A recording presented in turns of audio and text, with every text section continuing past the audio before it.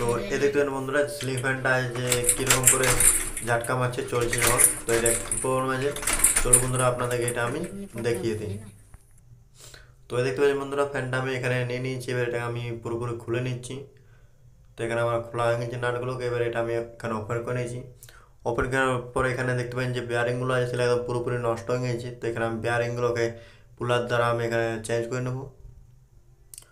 আর এখানে দেখতে পাচ্ছেন যে যে স্যাপটা আছে স্যাপটা কিন্তু পুরো একদম খেয়ে গিয়েছে, যার কারণে বেয়ারিংটা জলদি নষ্ট হয়েছে।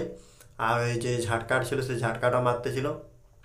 আর কি ফল্ট আছে যেটা আপনাদেরকে আমি লাস্টে দেখিয়ে দেবো, যে ফল্টের কারণে কিন্তু এই স্যাপটা খেয়ে গেছে আর ঝাটকা মারতেছিল।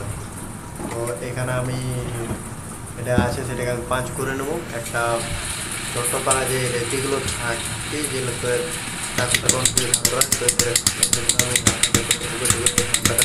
হাত করে নিয়ে আর ভালো করে পাঁচ করে দেবো। তো এখানে বেয়ারিংগুলো লাগানো কমপ্লিট হয়ে গেছে। এবার ফ্যানটাকে ভালো করে আমি এখানে সেট করে আর তাদের আপনাদেরকে আমি এখানে চালিয়ে নিয়ে দেখিয়ে দেবো যে কীরকমভাবে এখানে চলছে। তো এখানে ভালো করে আমি এখানে সেট করে নিচ্ছি ফ্যানটাকে। তো ভালো করে সেট হয়েছে না, এই যে রোটারটা যেটা আছে সেটা কিন্তু পুরো একদম ময়লা জমে যাচ্ছে, যেটার কারণে আমার ধারে ধরতেছিল।